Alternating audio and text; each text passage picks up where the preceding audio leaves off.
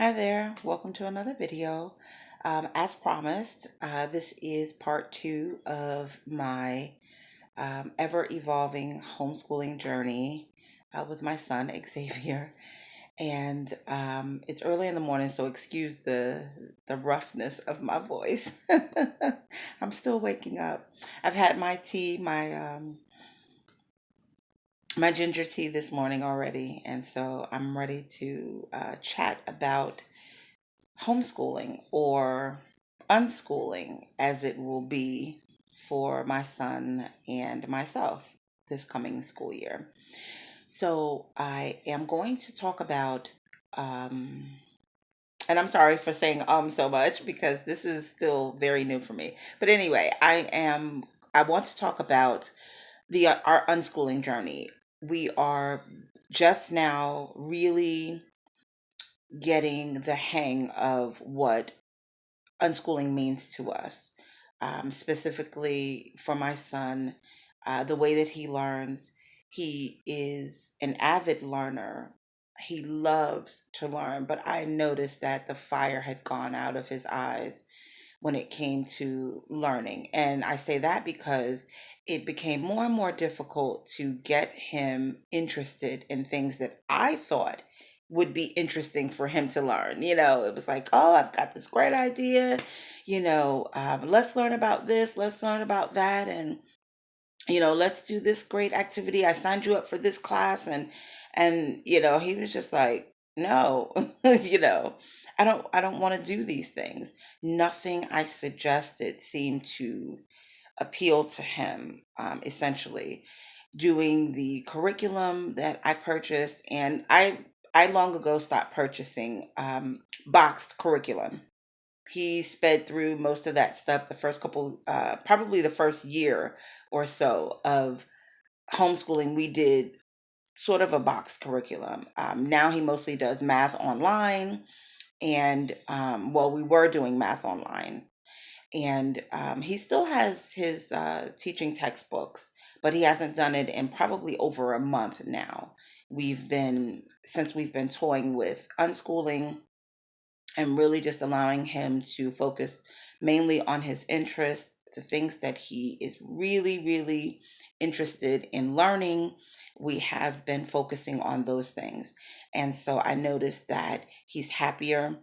I noticed that he gets up basically enthusiastic and motivated to learn something new about what he's interested in. And right now, that is making YouTube videos for his YouTube channel. He has been asking for some time now that he wanted a YouTube channel.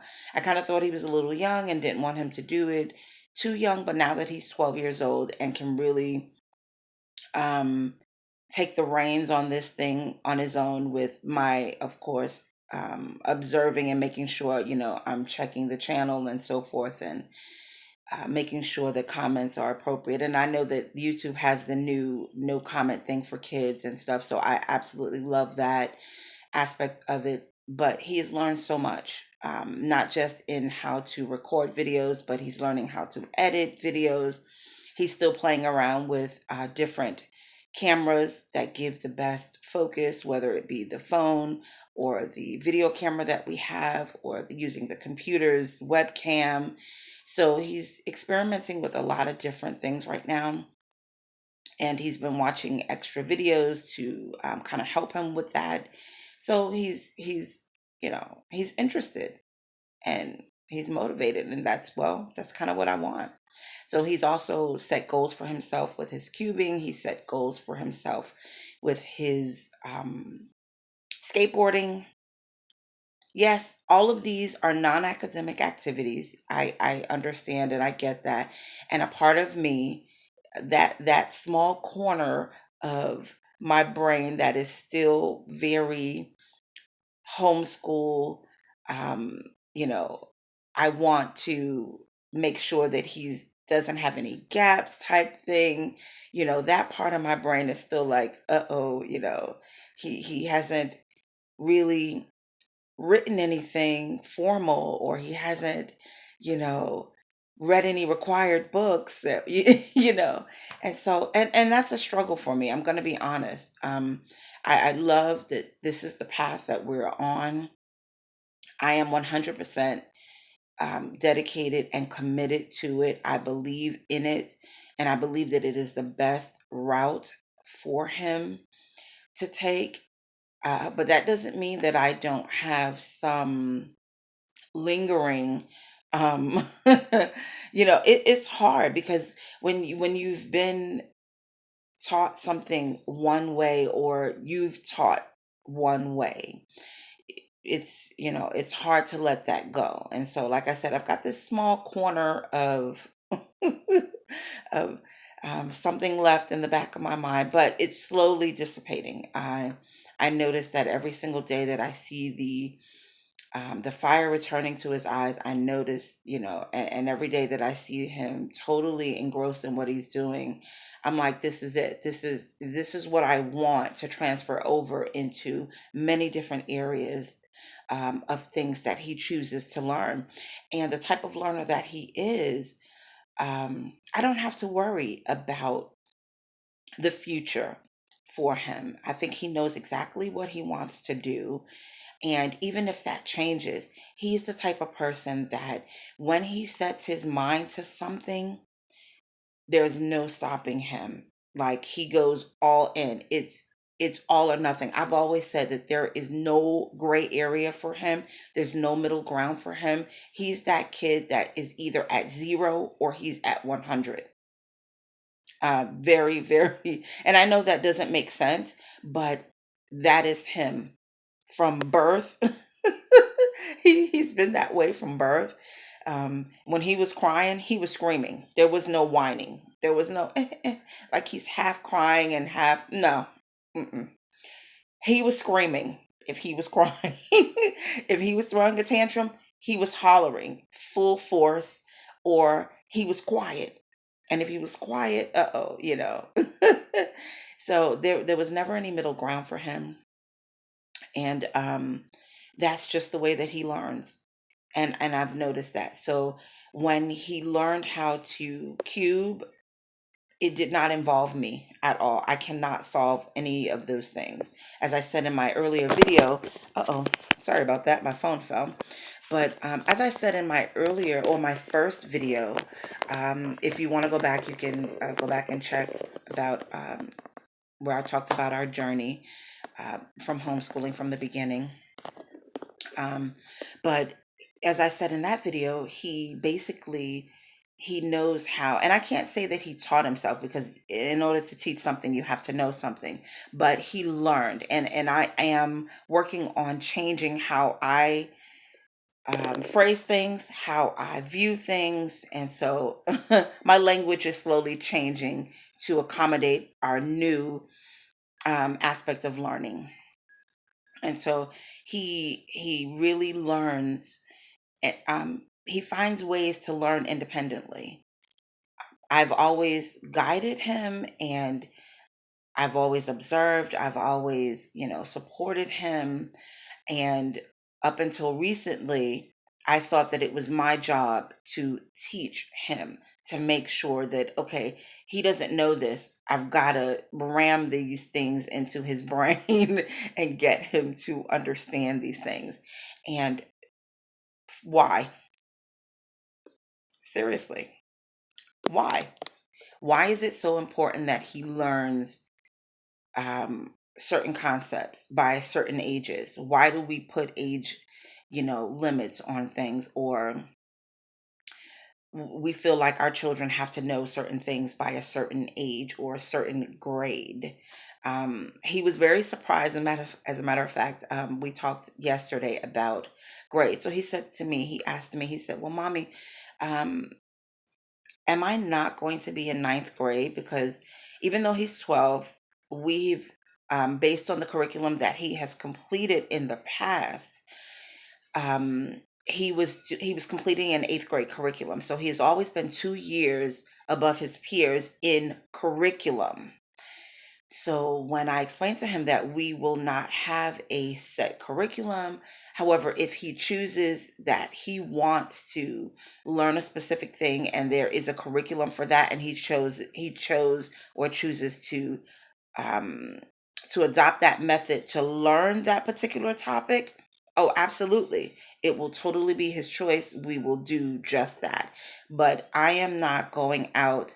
I am not spending the summer like I typically do, or a couple of months before. I will not be spending time researching curriculums for him and what would be the best, purchase, things to buy, workbooks and kits and all this other stuff. No, won't be doing that. So he said, well, mommy, so I'm not going to be in the ninth grade. And I said, well, we're not focused on grades. We're getting away from focusing on grade levels, from focusing on grades in our testing. And we used grades in our homeschool to just as a marker to determine whether or not we have mastered a specific concept or skill. Other than that, there was no major focus on it. So basically, if you earned an 80% or more, it was determined that, okay, we are good basically with this topic. We can now move on to a new concept, essentially. If you earned less than an 80%, it meant to me that, okay, you needed more time to master that concept. And that's how we worked. That's basically what we did. And so since we're no longer doing that, and this is all new for me, so you know, I'm testing the water too. I'm dipping my toe in too. I have not jumped, you know, all in. I am testing the waters on this thing because it's new for me. And well, it's new getting back to it. I must say that, when he was younger, it was much easier because I knew that small children did not need to be focused on curriculums and books and things like that. So, of course, under the age of 5, him being a self-directed learner was so easy, just providing the puzzles and games and materials and things and allowing him to explore at his own will was easy. That was so easy for me. And even though he decided that he wanted to learn to read, and so he read at 3, even though he had speech problems, it didn't affect his reading at all. He learned how to read by the age of 3. Literally, he was picking up first grade level readers and independently reading on his own. He had mastered the concept of phonics in no time. And in any case, where we are today is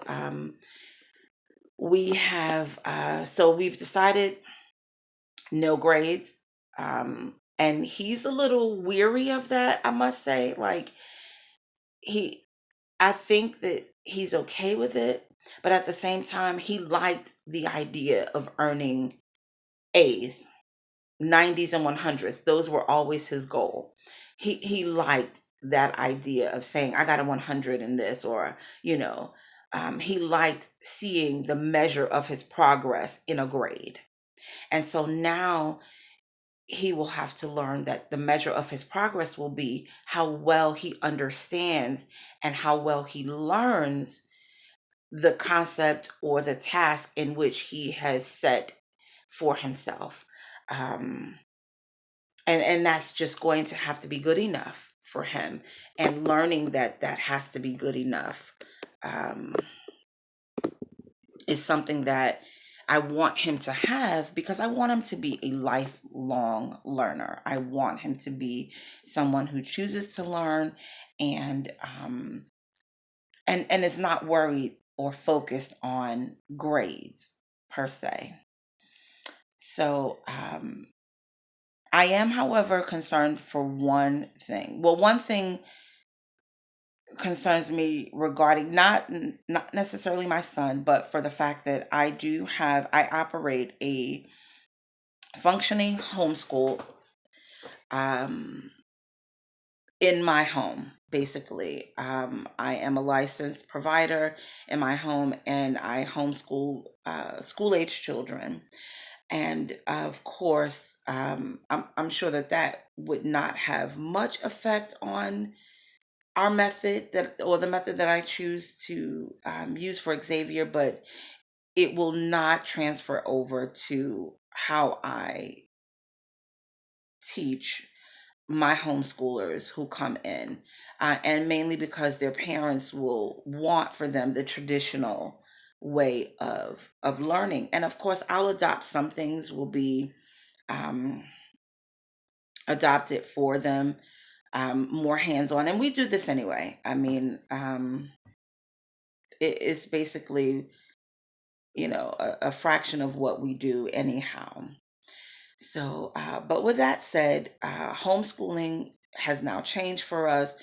We are using the terms self-directed learner more, unschooling more, um, because this is where we are essentially. And for us, a self-directed learner or unschooler um, is a child who has the ability to learn, who is a lifelong learner, basically, and who learns independently, who basically learns based on their interests and uses no traditional curriculum whatsoever, but uses the support and encouragement of a parent or guardian and so forth. In this case, a parent. So basically, what I will be doing for him is um, we sat down and we set goals. We talked about what his goals are, what he wanted to accomplish, both short and long term. And those goals can be non academic goals, they can be academic goals. And so we came up with a list. He wrote down probably about 5 or 6 short term goals, and then 2 long term goals that he has for the future. Long term meaning um, goals that will probably take a year or longer to accomplish. And so um, we started there. And basically, what he will do is come up with a plan. How will you, or what is your plan for achieving those goals? And these things don't have to be written in stone because they can change. He may have another idea of how he wants to reach those goals. Totally fine. I am totally up to him changing how he wants to meet each of those goals. And we also talked about what my part would be in that. What do you need from me? What type of help do you need from me? Do you want me to participate? I can participate in completely and fully in what it is that you are trying to accomplish, or it can be something that you do totally independent of me. So and mostly it will be, he's at the age now, he's 12 years old, a lot of it will be independent, but there will be some things that we will work on together. Just because, one, it's fun to learn things together, and I want him to have that, and I want to have that as well. For instance, we went yesterday to the local lumber yard in our area, and we picked up some free pallets. And so we already had a few in the yard, and so we picked up a few more, probably about 5 more. So today we're going to start building his fort. He wanted to build a fort. His goal, one of his goals in life, is to become a carpenter. His grandfather and his uncle are both carpenters, and he loves building things, and so that's something that he wants to do. And so we're going to spend more time building things. We have tools that I bought a few years ago that now he's old enough to use, like a circular saw, drill. I mean, we've got everything that we need to basically cut and build just about anything we want to do. And so he wants to build a fort in the backyard. I'm going to let him do it. Of course, with my supervision, because we're talking power tools here. So I will supervise, but yes, he will be able to use the tools to the best of his ability, with, of course, like a little mini lesson on, okay, these are some do's and don'ts, some safety guidelines. But other than that, yes, he will be able to experiment with the tools and be able to use them. And so that's one of the things that he wants to do. And what do we find, or what can we notice that he will be able to learn? Well, what will I be able to observe that he will be able to learn from this process? One, planning and executing, critical thinking skills, problem solving, math is also involved in this. And so there are a lot of different learning concepts that are academic that can be found in this particular project that he's chosen to complete. So that's one of the things, and that's how we intend to do this. So there won't be any formal curriculum. I will not be sitting down planning out his year, his month, or, his week. He will be doing that. He will come up with his own plan. Oh, Ma, I really want to learn about this. And okay, and I can help facilitate that. Okay, this is, I suggest that we go to the library and get materials from here unless you have another idea, or I can purchase these things from Amazon, or where can we find these materials? Do you have any ideas? And so basically that is what we will be doing. And so again, this is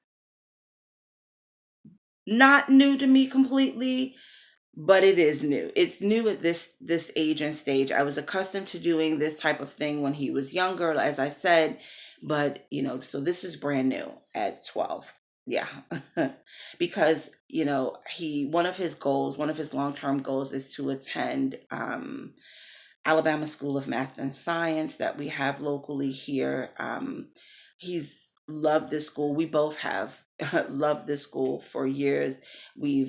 Anytime they have any type of events at the school, we typically attend, from chess tournaments and STEM days and different things like that. We attend those events. And so we've been actively involved in that school. And so he wanted, to attend the school. And so I said, well, that does not have to be a goal of yours if it's something that has changed for you.